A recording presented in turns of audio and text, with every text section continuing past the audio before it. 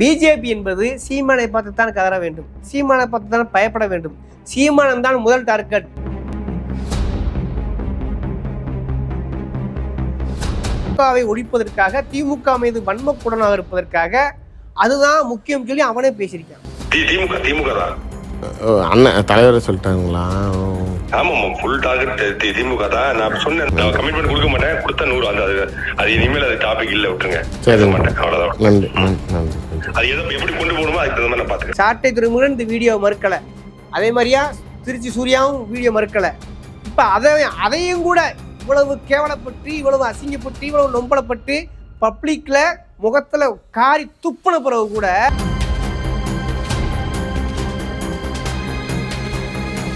இந்த மஞ்சப்பொடி மாமா எவ்வளவு கேவலமானவன், எவ்வளவு அசிங்கமா பேசுகிறான்றது உலகறிஞ்ச ரகசியம். அதே போல திருச்சி சூர்யா இந்த டைசிங்கிற பெண்மணிய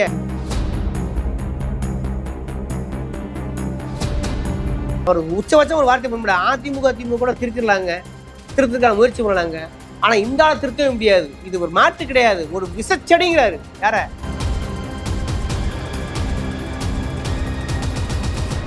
நம் மீதும் தொழக்கூடிய தாக்குதல் இன்னும் நின்றவாடு இல்லை. இன்னைக்கு கூட ஒரு ஜோம்பி எனக்கு போன் பண்ணி கதறுன்னு கதறேன்.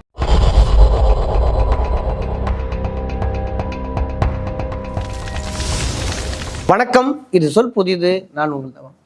இன்னைக்கு பார்க்கக்கூடிய ஒரு அரசியல் நிகழ்வு, அதாவது தமிழ்நாட்டு அரசியலை கொஞ்சம் சுருக்கி பார்க்கும் பொழுது திமுக, அதிமுக, பிஜேபி இன்னைக்கு பெரிய பேசும்பொருளாக இருக்குது.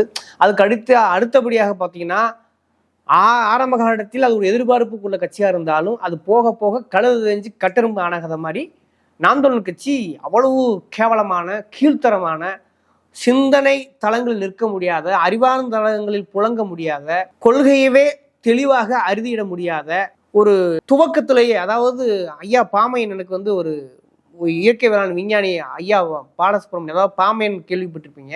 அவர் ஒரு வார்த்தையை தெளிவாக பயன்படுத்தினார். துவக்கத்தில் தூய்மையாக இருப்பார்கள், அப்புறம் அரசு பதவிக்கு போவார்கள், கட்சி ஆரம்பிப்பார்கள், அப்புறம் அரசு ஆட்சி பதவிக்கு போவார்கள், அதற்கு பிறகு அவர்கள் ஏதாவது சோரம் போவார்கள் என்பது வரலாறு.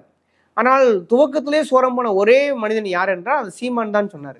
அதே போல துவக்கத்திலே சீமான் போனது மட்டும் இல்லை, இப்படி அசிங்கப்பட்டு கேவலப்பட்டு இன்னைக்கு நிற்கிறது யாருன்னா சீமான் தான். குறிப்பாக ஒரு ஆடியோ லீக் ஆயிருக்கு, பார்த்துருப்பீங்க. அது யாருன்னா சாட்டை துறைமுருகன் மஞ்சப்பொடி மாமா இருக்கான் இல்லையா, அவன் பேசின வீடியோ. ஏன்னா நான் சாதாரணமாக தயவுசு புரிந்து கொள்ளுங்கள், நாம் தமிழ் கட்சி பேசும்போது மட்டும் அதன் தலைவராக இருக்கக்கூடிய, அதாவது சீமானுக்கே மரியாதை கொடுக்குறது அதிகம். இந்த சாட்டை போன்ற அல்லுசலுக்கெல்லாம் நம்ம மரியாதை கொடுக்க முடியாது. அதனால தான் சொல்கிறேன், அவன் புழங்கிய வார்த்தையிலிருந்து, அவன் கட்சிக்காரன் திட்டிய விதத்தில் இருந்தால் இந்த வார்த்தையை பயன்படுத்த விரும்புகிறேன். இந்த மஞ்சப்பொடி மாமா எவ்வளவு கேவலமானவன், எவ்வளவு அசிங்கமா பேசுகிறான்றது உலகறிஞ்ச ரகசியம். அதே போல திருச்சி சூர்யா இந்த டைசிங்கிற பெண்மணியை எப்படிலாம் ஆராதிச்சார், எப்படிலாம் ஆபாச மொழிகள் புரிந்து அவர்களை வந்து என்னத்தை சொல்றது, அது உங்களுக்கு தெரிஞ்ச விஷயம். அப்ப ஆபாச சங்க தலைவர்கள் 2 பேர் உரையாடி இருக்காங்க. அதுதான் இன்னைக்கு இணையதளங்கள் வைரல். யாரு? சாட்டை துரைமுருகனுக்கு திருச்சி சூர்யா போன் பண்ணி ரொம்ப நம்பிக்கையா போன் பண்ணிக்காங்க. அதாவது நம்ம பலமுறை சொல்லுகிறோம், இவர்கள் பிஜேபியின் பி டீம் சொல்லிட்டு. குறிப்பாக பாஜகவிற்கும் நாம் தமிழருக்கும் எந்த ஒரு வேறுபாடும் இல்லை.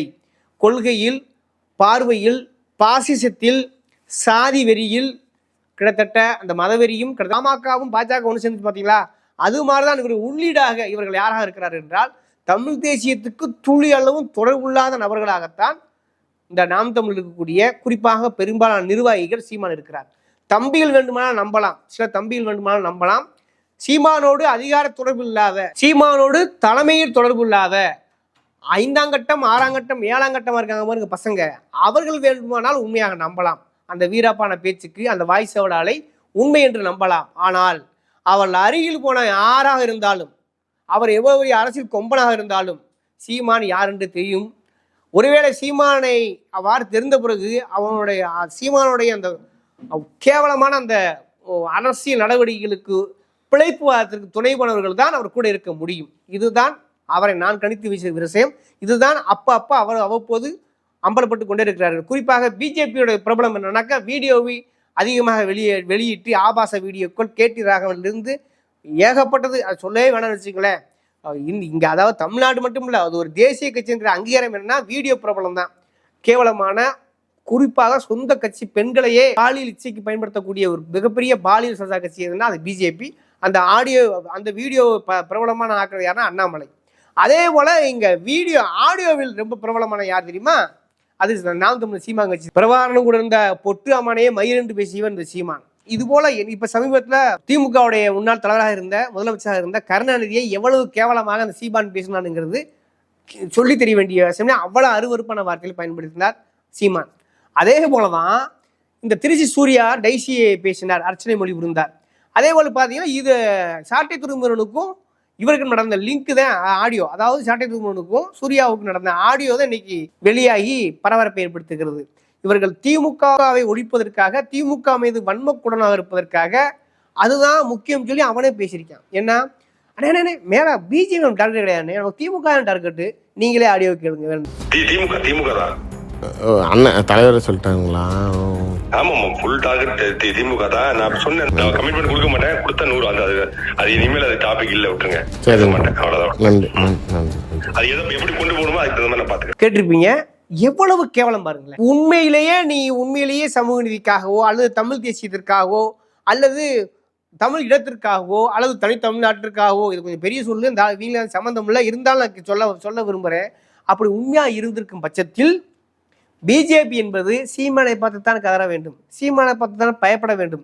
சீமானன் தான் முதல் டார்கெட்.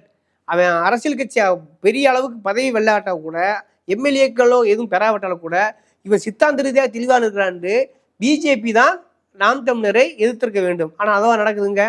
களத்தில் அவங்க ஒரு ஆளே இல்லை. அது ஒருபடி மேலே போய் என்ன சொல்கிறாங்க, அர்ஜுன் சம்பத் நாட்கள்லாம் சீமான் அன்னைக்கு அப்படி பேசினாருங்க. அன்னைக்கு முருகனே இல்லைன்னாரு, அப்புறம் முப்பாட்டை முருகனாரு, அப்புறம் பார்த்தீங்கன்னாக்கா மாயோன்னாரு, சிவனை ஒத்துக்கிட்டாரு.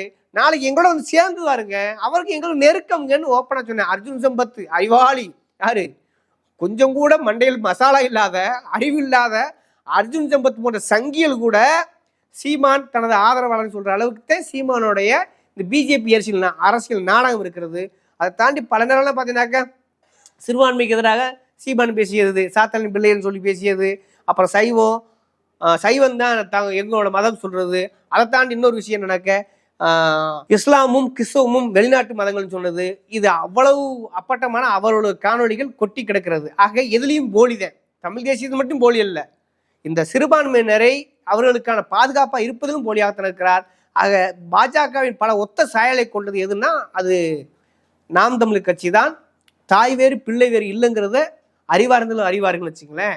அது மாதிரி தான் இன்னைக்கு இதை பேசி அம்பலப்பட்டிருக்காங்க. என்ன சொல்றான், அண்ணாமலை நீ இப்படி பேசலாமா, நீங்க என்னதில் எப்படி பேசுறீங்க அப்படின்னு சொல்லும்போது, நீ சொல்லிட்டல நான் ஒரு இடம் வாக்கு கொடுத்தேன்னு வச்சுங்களேன், நீ மாற்றவே மாட்டேங்க, இனிமேல் அண்ணாமலை நான் கண்டுக்காம விட்டுறேன், நமக்கு தேவை, நமக்கு வந்து டார்கெட் திமுக தான். நான் மட்டும் இல்லைண்ணே அண்ணன் சொல்லிட்டாரு. யார் சொல்லுது அப்படின்னு கேட்குறேன். அந்த ஆளு அண்ணன் சீமானே சொல்லிட்டாரு அப்படின்ட்டாரு. அப்ப இவங்க நோக்கம் புரிகிறதா, எவ்வளவு கேவலமா இருக்கான்னு தெரியுது. அப்ப பிஜேபியை ஒழிப்பதெல்லாம் இவங்க நோக்கம்.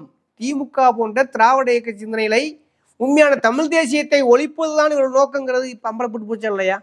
சாட்டை துறைமுருகன் இந்த வீடியோ மறுக்கலை, அதே மாதிரியா திருச்சி சூர்யாவும் வீடியோ மறுக்கலை.